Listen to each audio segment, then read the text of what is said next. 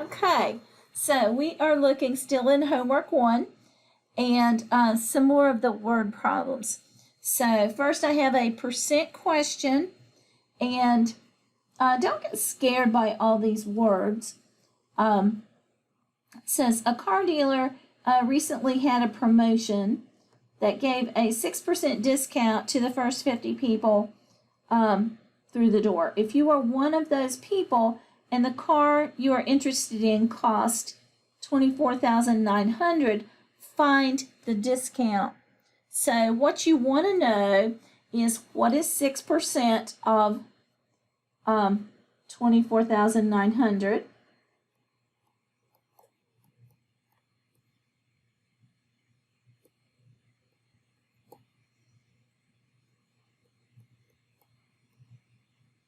And this is a multiplication. When you just find a percent,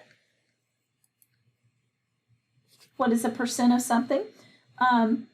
Remember that you have to switch percent over to a decimal. So, and if you had me before for a class, I usually do P times B equals A, right? This is your percent. Put it in as a decimal, so drop your percent and go 2 places to the left. 0.06. The base is always the thing you take the percent of. 6% of, so 24,900. And that will equal your amount. This time that's at the beginning, separated by is, or it could be at the end. So this one just requires a multiplication. So 0.06 times 24900. And so my discount should be $1,494.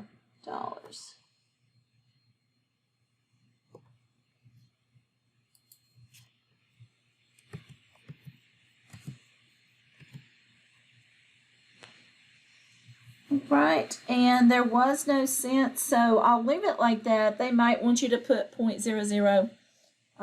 We'll see. Right, so the cost of the car, right, so we would subtract if something is a discount, right? So we're going to subtract this off. So we need 24900 minus our discount, 1494. Equals. So part 2 of it, 24900 minus 1494, and we are getting 23406.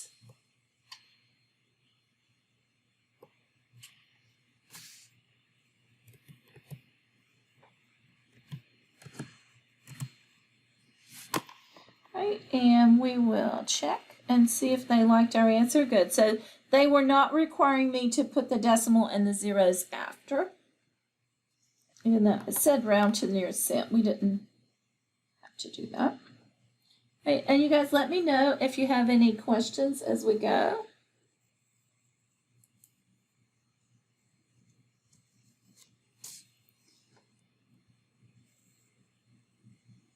So, question 18.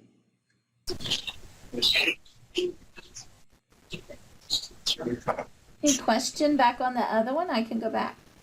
But I need a new page, not... Oh, I did get a new page, okay. All right. I am going to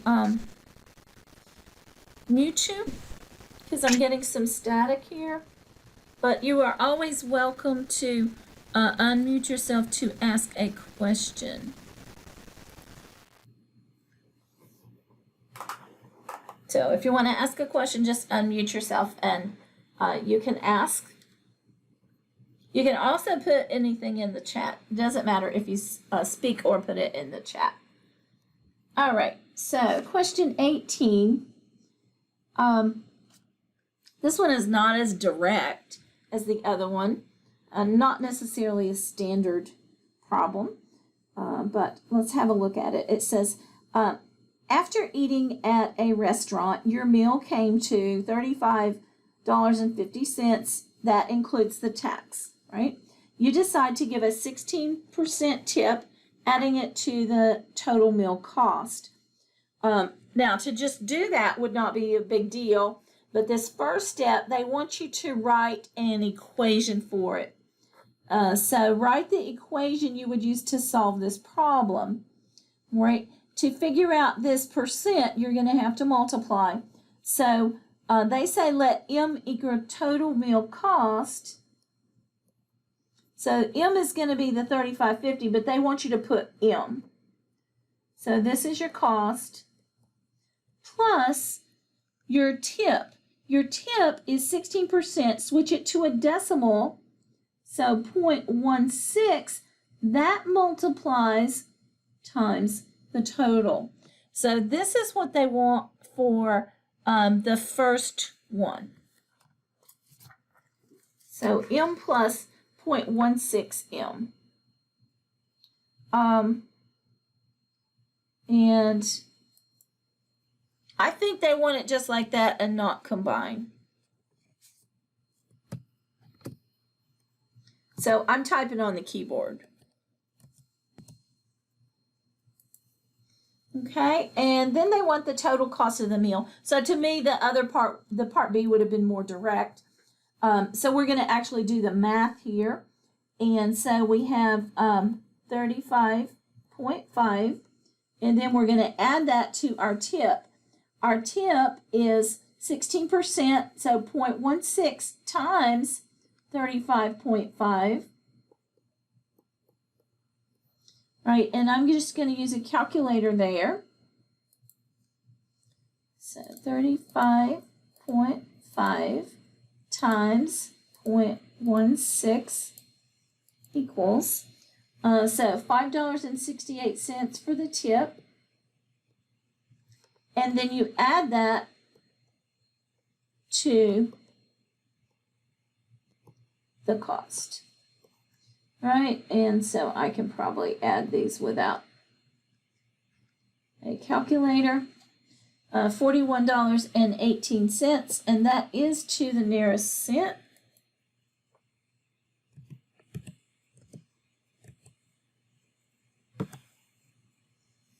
So let's see if we're good there. Good. All right, and we had a request for 19, so good. We will look at that.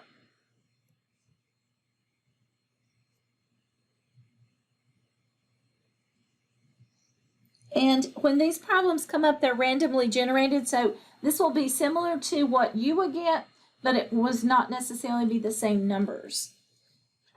Right, and it says your current salary is $68,148. You received an 8% pay raise last year. What was your salary last year before the raise? And this is like an increase or decrease problem. I like a formula for those.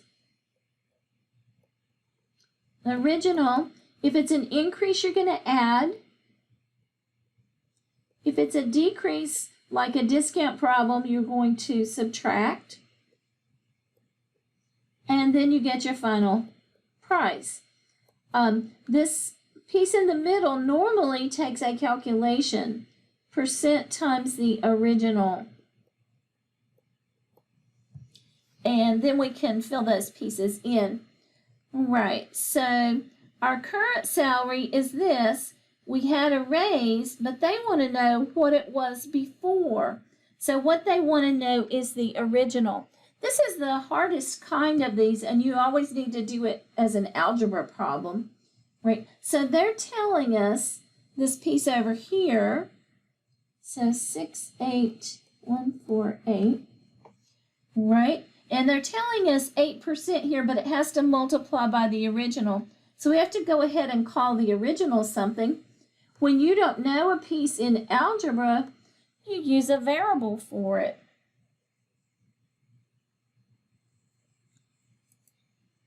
And so we will use x for the original.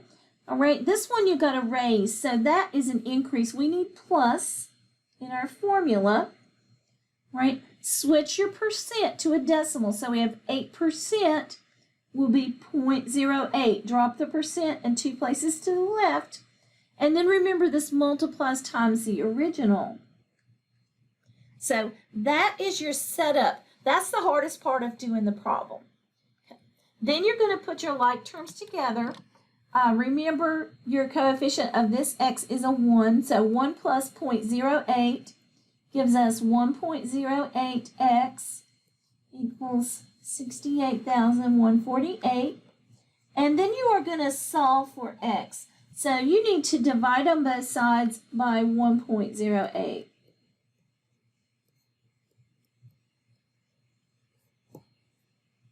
And that will isolate our x.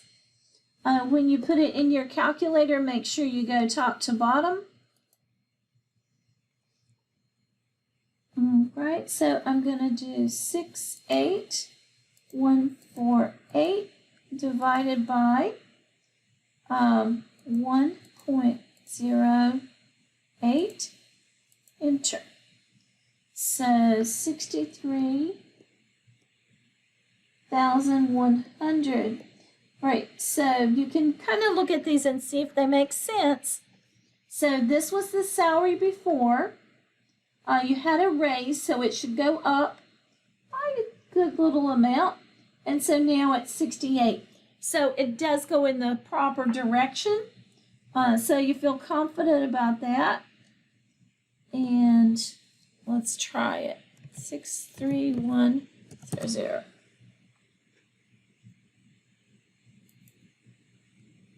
Very good.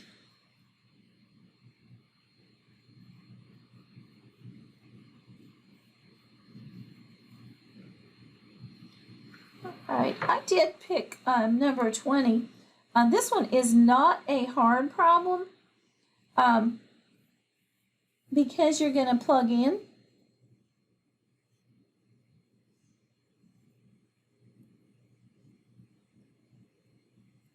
I better read the whole question, huh? All right, so we have a temperature conversion chart or formula. So Fahrenheit equals 9/5 times Celsius plus 32. And they want to use this formula. And we're going to convert, and of course they're giving us the harder way. It would be easier if we had, if they gave us C. But they are giving us Fahrenheit, so they're giving us 21 for the F equals, and it says for C, round to 2 decimal places if needed. Okay, so we'll get there. So we have 9/5 C plus 32. All right, so we're going to solve on this. I want to solve for C. You can do it just like a regular equation. That is probably the fastest way to do it. And so we need to clear out that fraction. So we would multiply through by 5. That is the common denominator.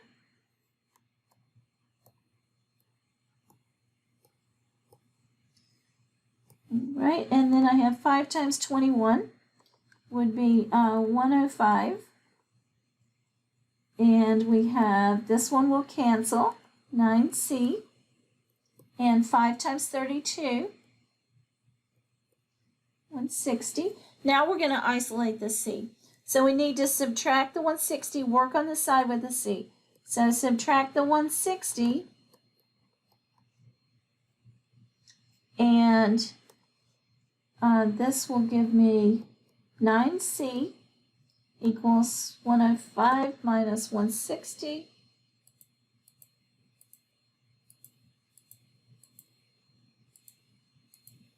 Negative 55. And then we have to divide by 9.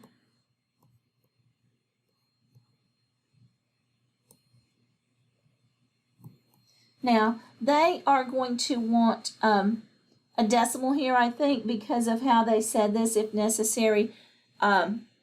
round to 2 decimal places. 1 second. So normally with equations we would leave it as this fraction, just a reduced fraction. But when it's a real world problem, sometimes like a decimal might be easier. So we will give it a decimal. It's going to be negative. And 55 divided by 9 gives me 6.11. And they said round to 2 decimal places. So I'll go ahead and put 3 right into 2 places. This is the place you want. You look to the right. 5 or higher, you would go up. So you're going to drop that off. So for rounding, we're going to round to negative 6.11 degrees Celsius.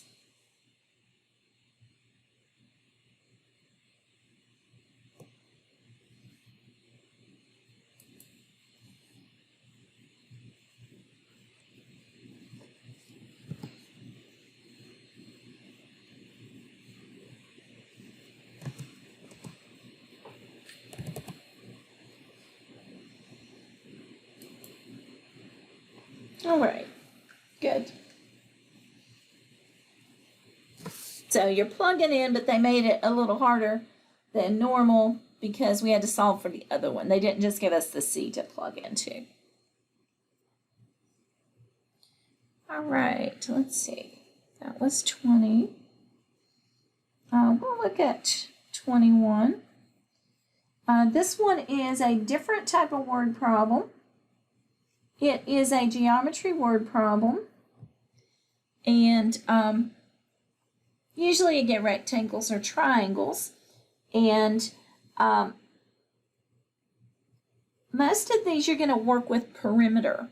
Perimeter is the distance around the outside edge, so if you add up the sides, that will give you perimeter, and that would work for any shape. So we have a rectangle, so I like to have a picture. Mrs. H is very visual. So I need a picture, and with a rectangle, we know we have length and we have width. So I'm going to write those. Do not abbreviate those because you're going to have a variable, and you don't want to mix your variable up with an abbreviation. All right, and then we'll use perimeter to make the equation. That's where we will add all the sides up. And that one they told us. All right, the others they didn't tell us. So one we'll pick for the variable and the other we will translate. So it says the length is 18 feet less than twice its width. So you want the one they say nothing about. They say nothing about the width. So that should be your variable. The length you're going to translate, right? 18 feet less than. Less than is subtract, and it goes backwards. You want to take the 18 away. Twice its width would be 2 times W. So that is your expression for the length. So I'm just going to put these on my picture.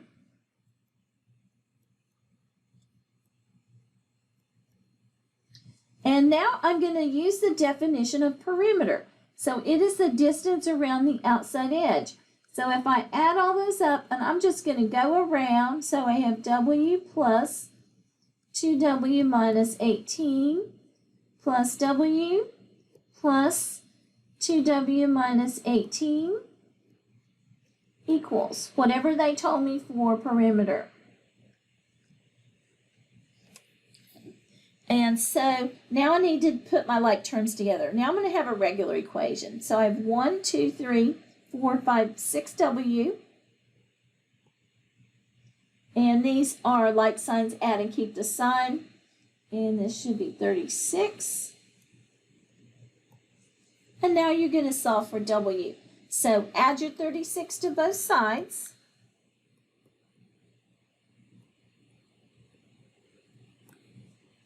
So it leaves me 6W equals, there's 10, and this would be 8, 180, and divide by 6.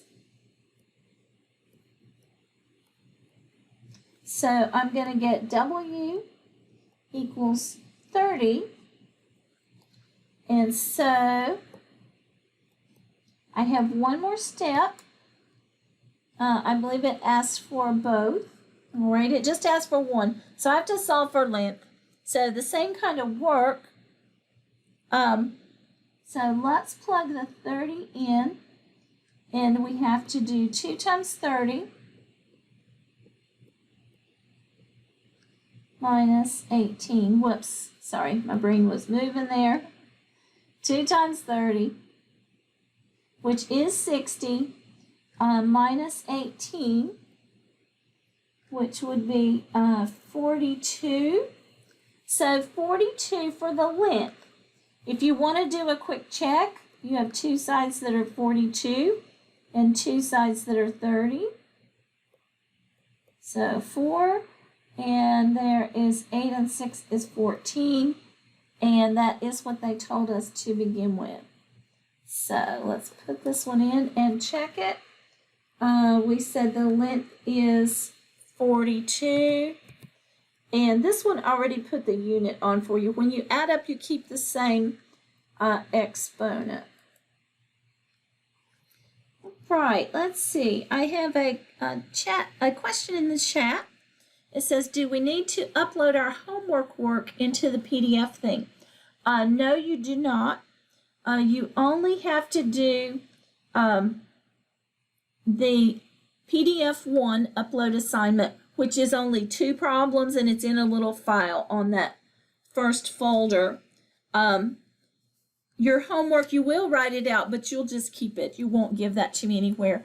It will be your test work. That is the other thing that you will upload.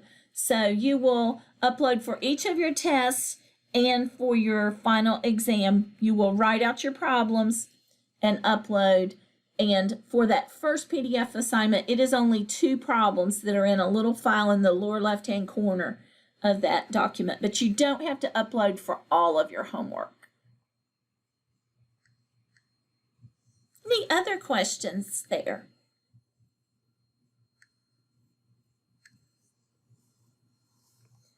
All right, let's see about a few more problems. We were down to 21. We'll look at 22.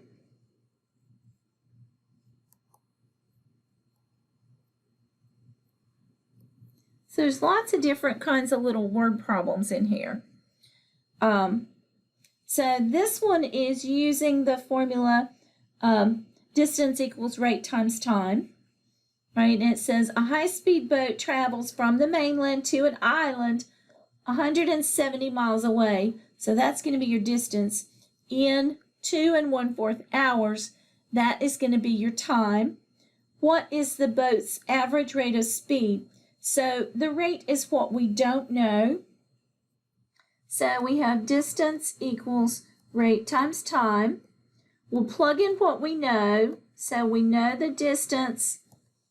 We know the time. We don't know the rate.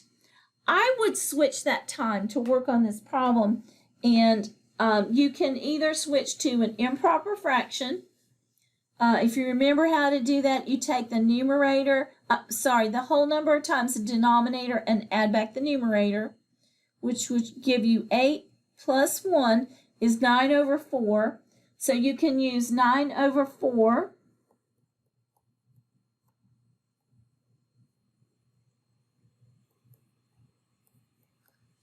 Or you could use a decimal.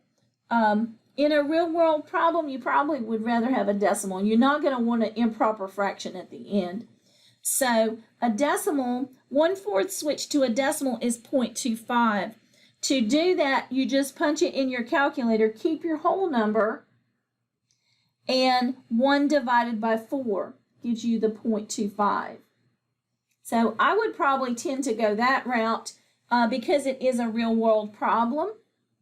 So that is for our time, 2.25 Probably should have parentheses since I have a decimal in it and I don't confuse it. And then this is just going to be a division problem. You want to isolate the R. So divide by 2.25. And that will give me my rate. Now, I can't leave an answer looking like that, so I'm going to divide this out on a calculator. So I have to turn it on first. Clear. 170 divided by 2.25. Enter. All right, and it didn't mention rounding, so they may not be very happy with my answer. 75 point, these fives go on forever. So to go, let's see. Oh, it does. It mentions a decimal. Okay, sorry, I just overlooked that. So it says go to 2 decimal places. So that is why I picked 3, because that's common, right? And so this is the one you want. You look to the right. This 5 is going to push you up. So you are going to go to 75.56. And it is in miles per hour, which they already wrote there for you, so you don't have to type that. So 75.56. So decimal was definitely what you should go with up here with the real world problem.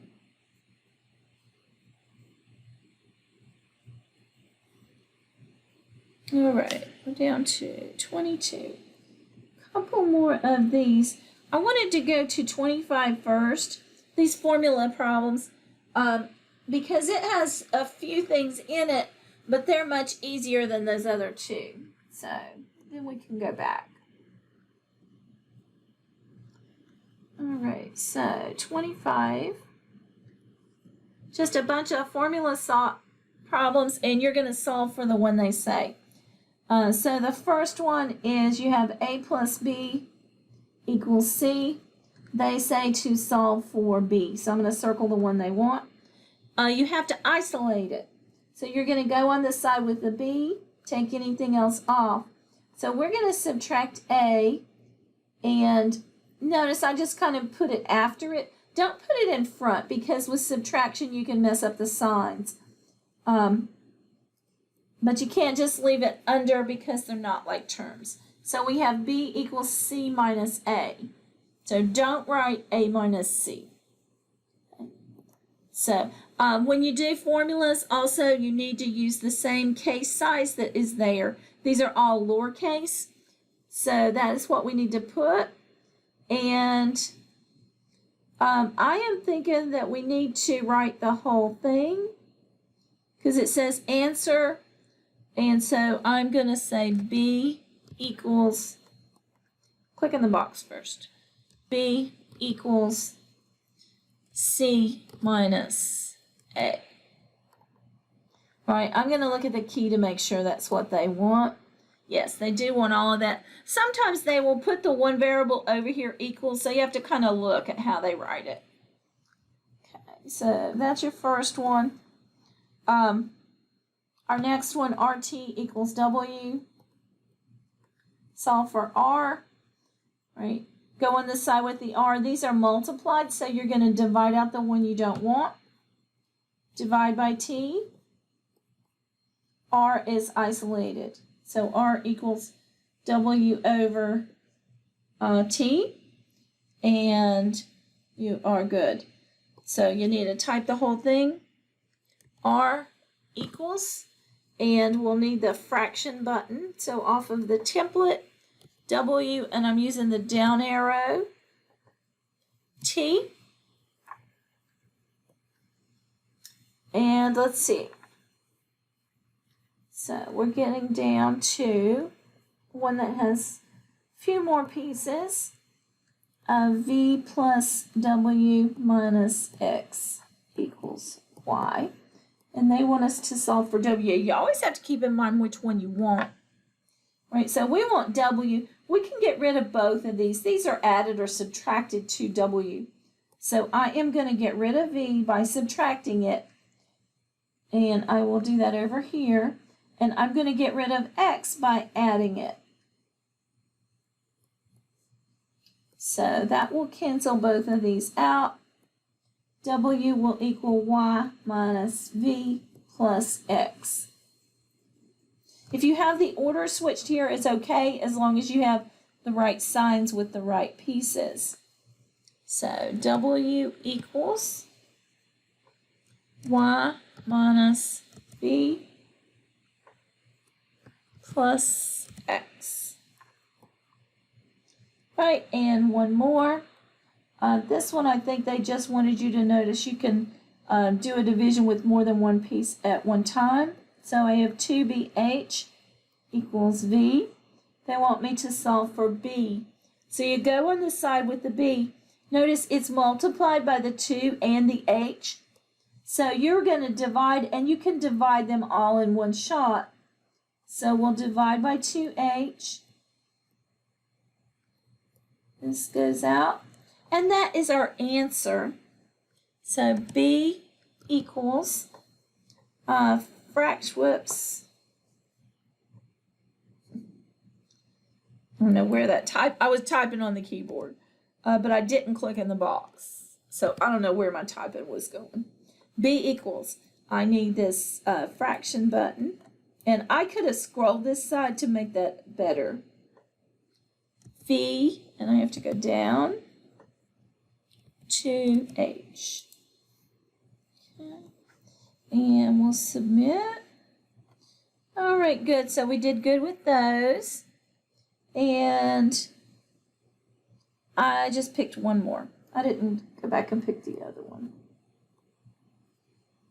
This one, I picked it because it has the variable you want in the denominator, and you can't leave it in the denominator. So I consider this one a little bit more complex than those other problems. And we're going to solve for x. So you need to get it out of the denominator. You're going to clear out the whole denominator. So you need to multiply on both sides by 8 minus x.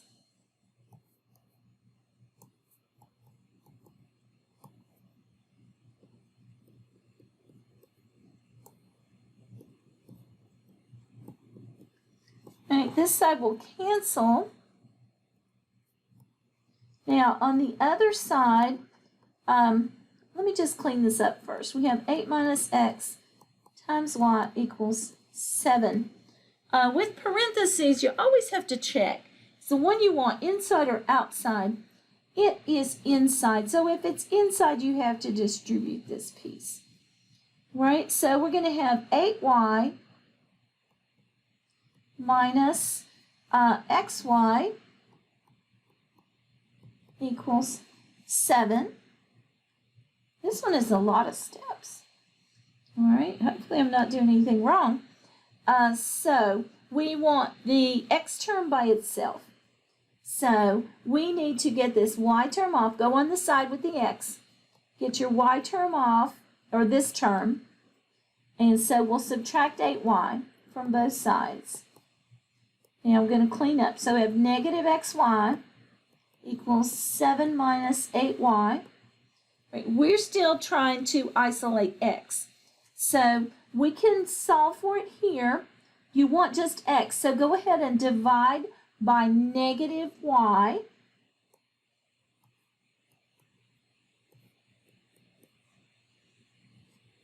Whoops. It left the x, sorry.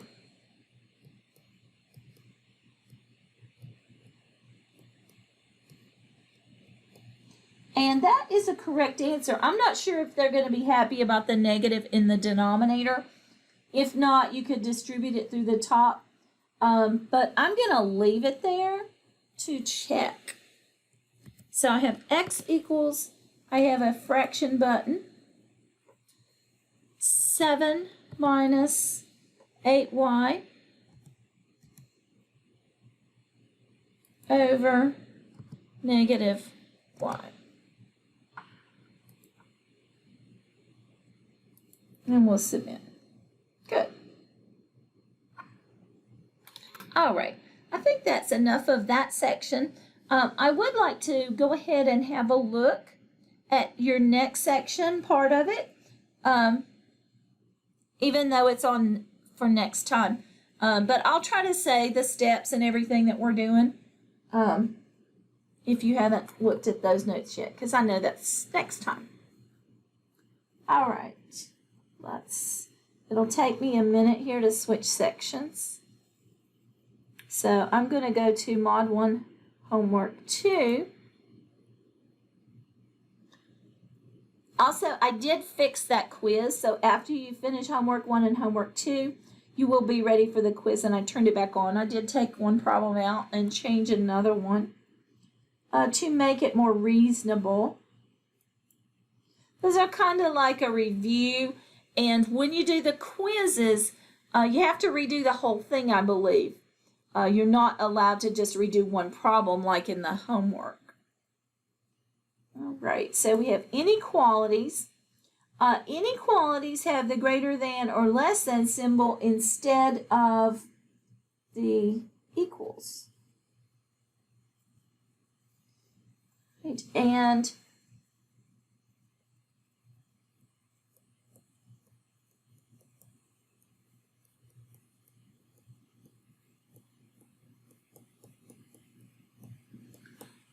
one thing that's different with inequalities is the type of answer that you can get. So you get answers that are infinite. So like this one, you have x is bigger than -4. Well, there's an infinite number of numbers that are bigger than -4. It's not like equations where you just say, okay, x equals -4. It's one answer. This is an infinite number of answers, so often we will graph those. The one thing with this graphing tool is it uses the open and closed circle instead of parentheses and brackets. The parentheses and brackets are a little bit more useful because they get you ready for interval notation. But we'll go back to that. So let's graph this one first. So we have x is bigger than -4. All right, and I'll write some over here. All right, if you're just writing that on paper, all you have to show is this endpoint, -4, and you want x is bigger than that. So you shade, it'll be half of it. And then for your endpoint, you have to decide if it's included. Right? The other notation, parentheses and brackets, if there's no equals underneath, like these two, it will be a parentheses. If there is, it will be a bracket in the direction of the shading. So this one, there is no equals, it will be a parentheses. Parentheses corresponds to an open circle.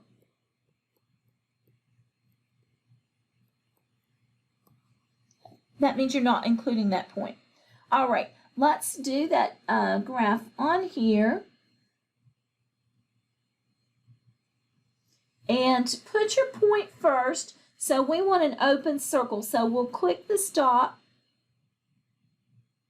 Whoops, I scrolled. Okay. I scrolled a lot.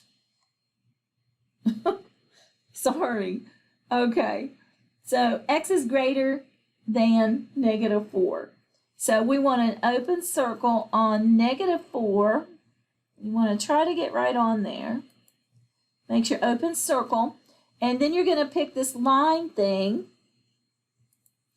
Get all the way onto that, but don't go past it. And then you're going to hold your mouse down, hold the left button down, and go all the way until you get an arrow on the end of that. Okay, so that should be our first one. Now, they ask us another question with this. They ask us the interval notation. Interval notation is the starting point, so the leftmost point of the graph, and the stopping point. And notice this one never stops. You have to use parentheses and brackets with interval notation. So the open circle is the same as a parentheses. So this is called interval notation.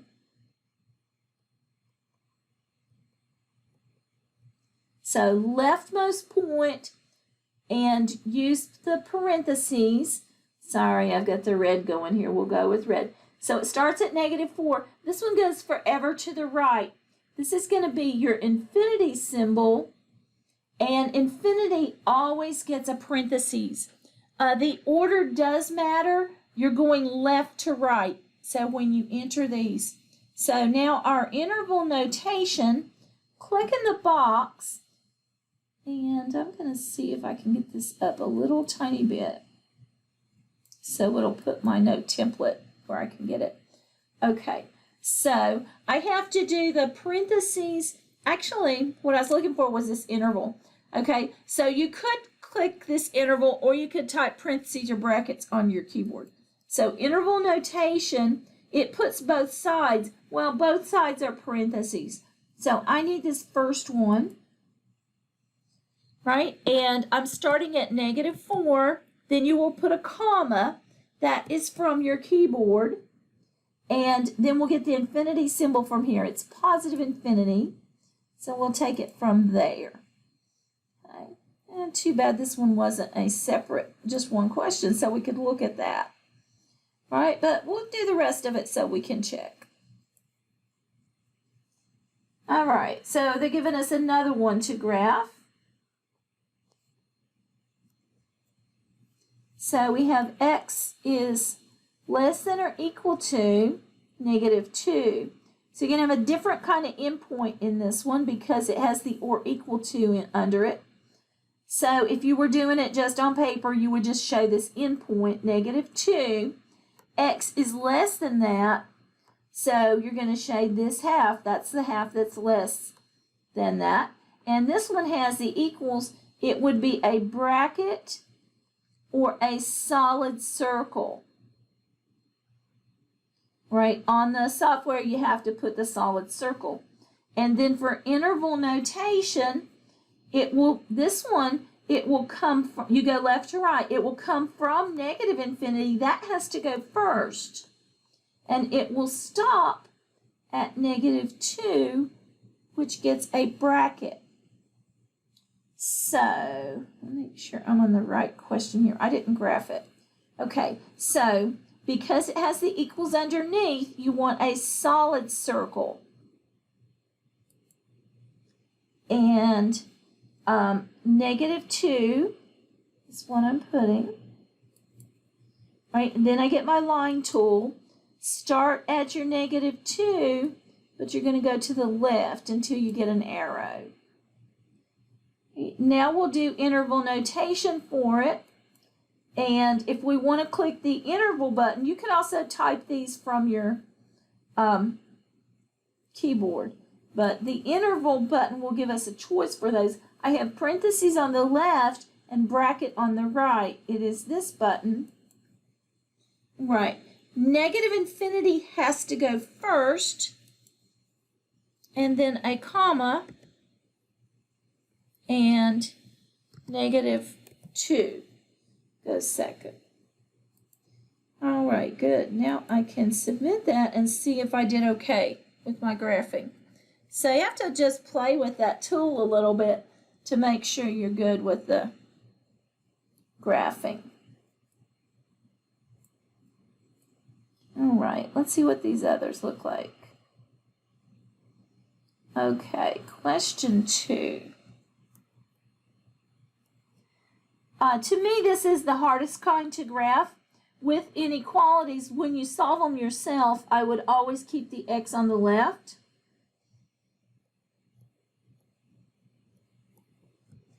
But if it has the number on that side, you can work with it. What you have to do is say it over to yourself. And this is, well, 4 is bigger than x. So x is smaller than 4. You can actually switch these, but your sign flips, right? So this is the same as saying x is smaller than 4, right?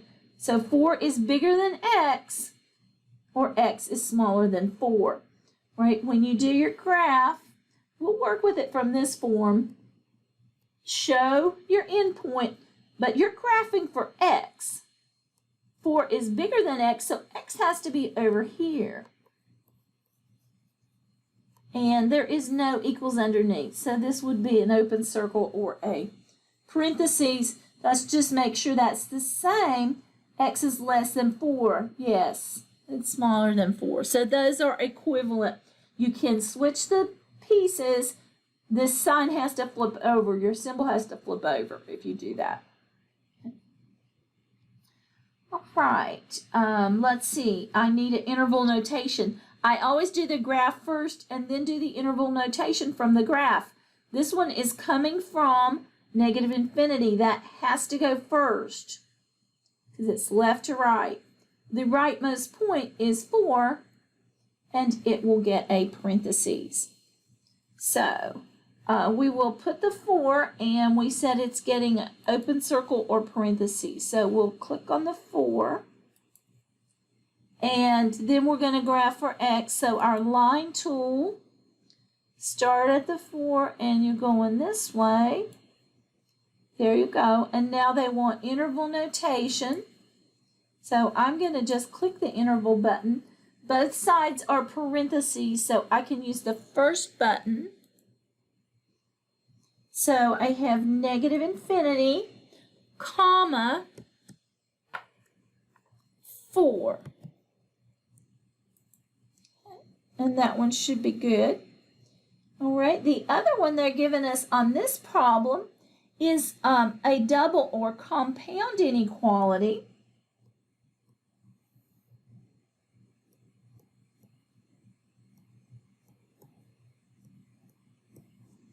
And it says x is between negative 4 and 1. So when you do your little number line graph, you have to show both. You have to show negative 4 and 1, and x is between those. All right, then for your endpoints, watch carefully because your negative 4 does not have an equals underneath. So this one will be a parentheses or an open circle. The 1 does have an equals underneath, so it will be a bracket or a closed circle. Right, now this kind I think is easier for interval notation because you have a left endpoint and you have a right endpoint. Left endpoint is negative 4, right endpoint is 1, and there you go. Right, let's see about graphing this one. So for negative 4, I want an open circle. And for 1, I want a closed circle. So I have to switch tools. Right, and now I'm going to graph in between. So I kind of try to get in the middle of that. You want to make sure you get all the way up to it, because if you leave white space, all right, let's click the tool again.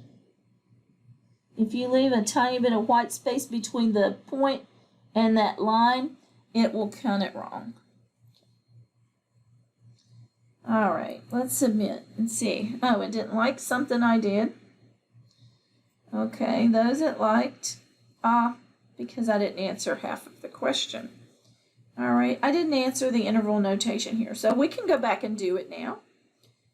So interval, and this one has mixed, so it's parentheses first and then bracket.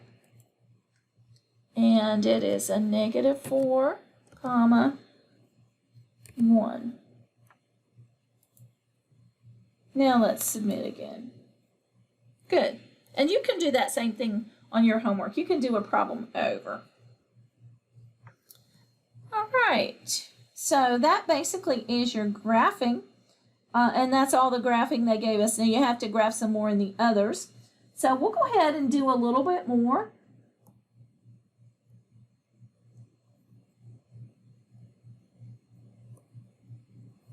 They're giving us some to solve first.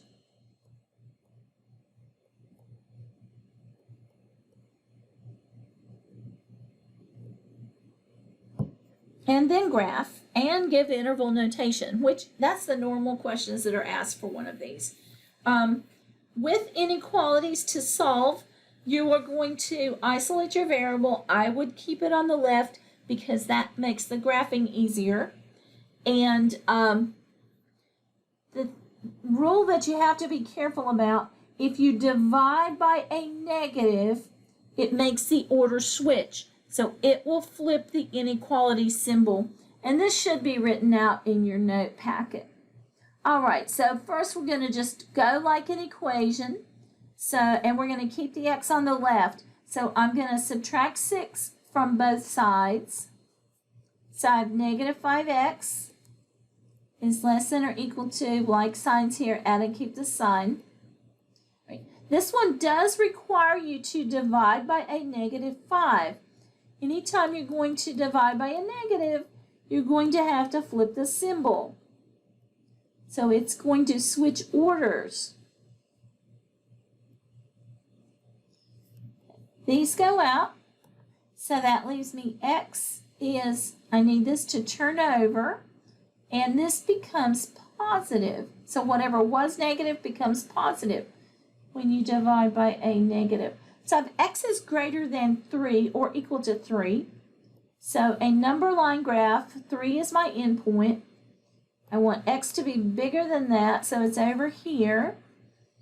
And we are including the endpoint. So you can do bracket or closed circle on the software. Interval notation, this is your leftmost point, and it goes forever to the right. Infinity always gets parentheses. So let's see. Oh, they didn't have me just write the solution. They want me to show the solution here. This is the actual solution. When you do take your tests and you're writing out this work, I would like to see all of that. If I see that you don't have the right graph, but I see that you have the right solution, you can get some points back.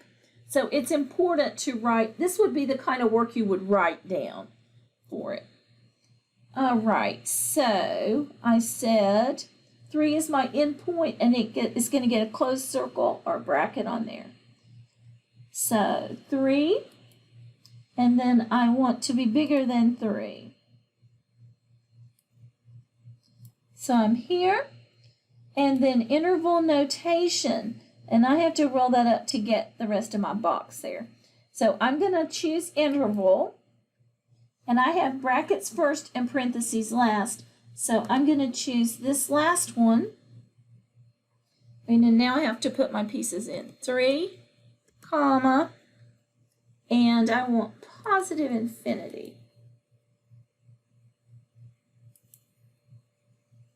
And there we go. All right, we are still okay with time. I don't go by the time that my computer shows. It is like 10 minutes fast. So let's see if we can do another one, because I have 2 sections for next time. And that'll give us more time for the graphing. Oh, wow, that looks like a really mean problem. It really is just the algebra in it.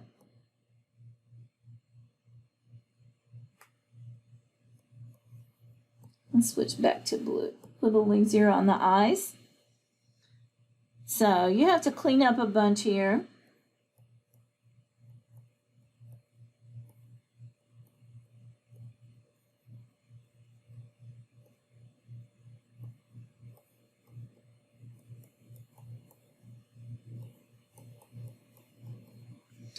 All right, so you stay on the left and you're going to distribute. So I have negative 10x minus 2 plus 65. And I'm going to clean up here so my constants can go together. So I have a negative 10x plus 63. All right, and over here I will distribute the negative 3. So I get a negative 12, a positive 12x because you have 2 negatives, minus 15, parentheses comes off, and at the end I have a plus 4x. So 12x plus 4x can go together, minus 15. Right, so you have a variable on both sides. So I'm going to get rid of a variable, and I'm going to get rid of this one off of the right because it's easier to graph if you keep the variable on the left. So I am going to subtract 16x. This will be like signs, add and keep the sign, negative 26x plus 63 is less than or equal to negative 15. Now it's a two-step inequality. Subtract your 63 from both sides.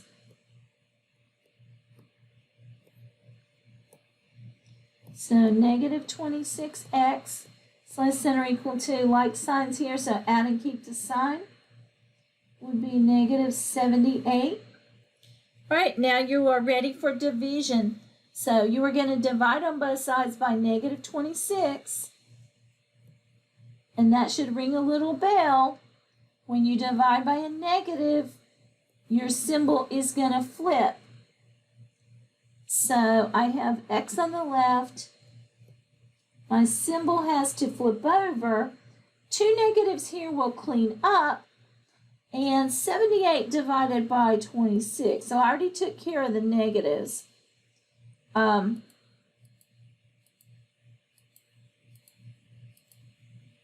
right, and that divided out evenly, which is good. It would be really hard to graph, and they wouldn't make you graph one with decimals. That would be too hard.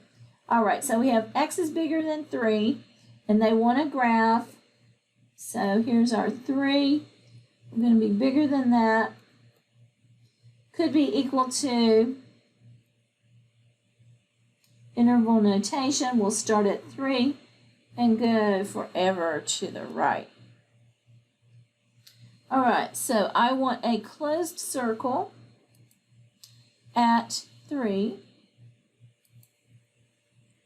I want my line tool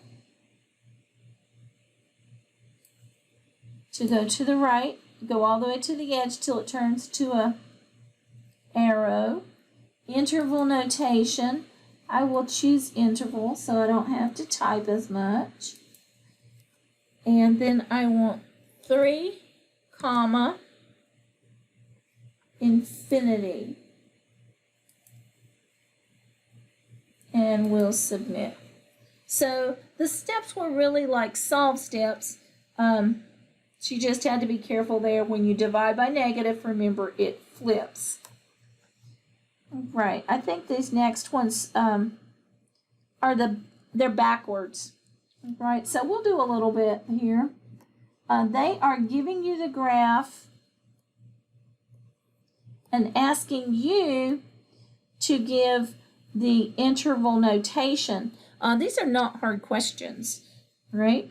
So they've already drawn the graph. Remember, open circle is the same as parentheses, and that's what we'll need in interval notation. So it starts at 6. This will be a parentheses. It's continuing to 10, and this is open. We'll also get a parentheses. And I'm just going to check the box rather than typing it in. Right, let's see what they are giving us next time. The next one they're giving us is in what's called set builder notation. So just a different form. Okay, and it is saying the set of all x such that, and then you have your rule. The rule is really the piece that you use. So this piece right here is the rule part. So it says the set of all x such that. That's the way you read it. X is greater than negative 30. So don't let that other part throw you. Right? And we want interval notation. I like a graph first myself. So negative 30. Right? And we're just bigger. So it's bigger than negative 30. It's going out here. There is no equals. So it'll be like this. So it will be negative 30 to infinity. Right? And that's all they want is interval notation. They did not ask for the graph. The graph helps you to get to the interval notation. So even if they don't ask for it, it's helpful.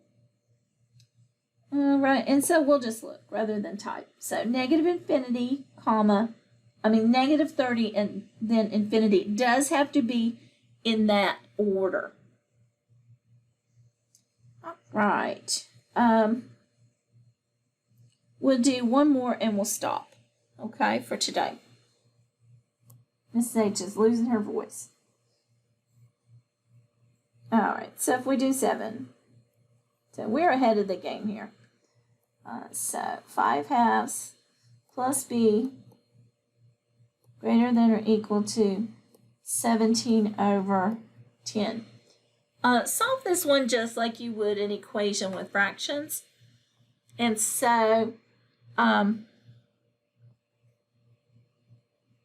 we want to clear the fractions out. Your common denominator should be a 10. So multiply all the way across every term by 10. Right? And this would be 2 into 10 will go 5 times. 5 times 5 is 25. Plus 10b is greater than or equal to, your 10 cancels, 17. And then it is a standard problem.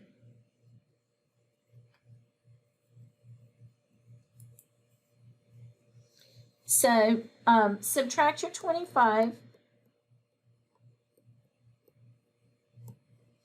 and that gives us 10b is greater than or equal to 25 minus 17. Let's see if I can do it upside down. Would be 8 and sine of the larger. Then you have to divide by 10.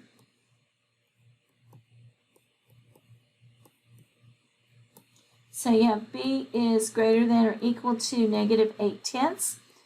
You do have to make sure that you reduce that fraction. And so a common factor of 2.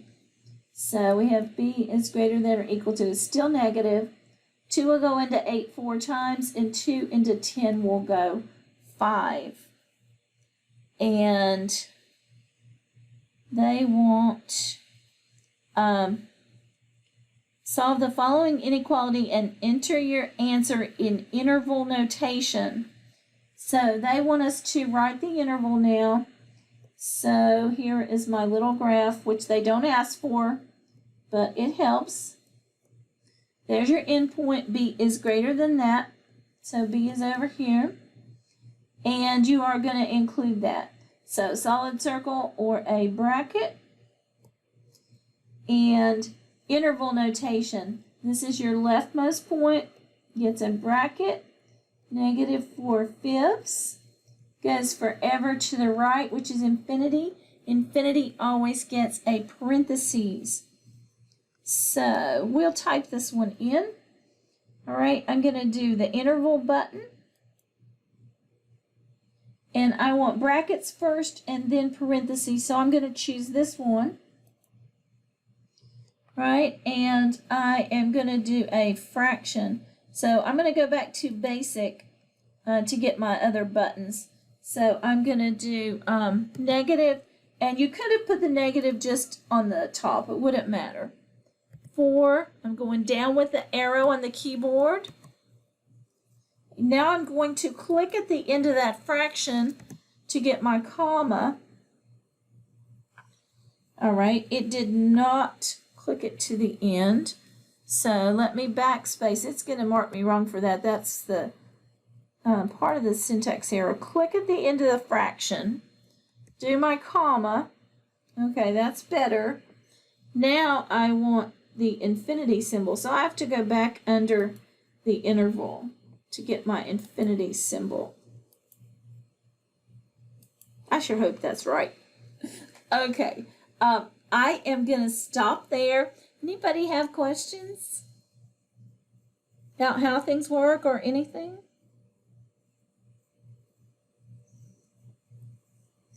All right, so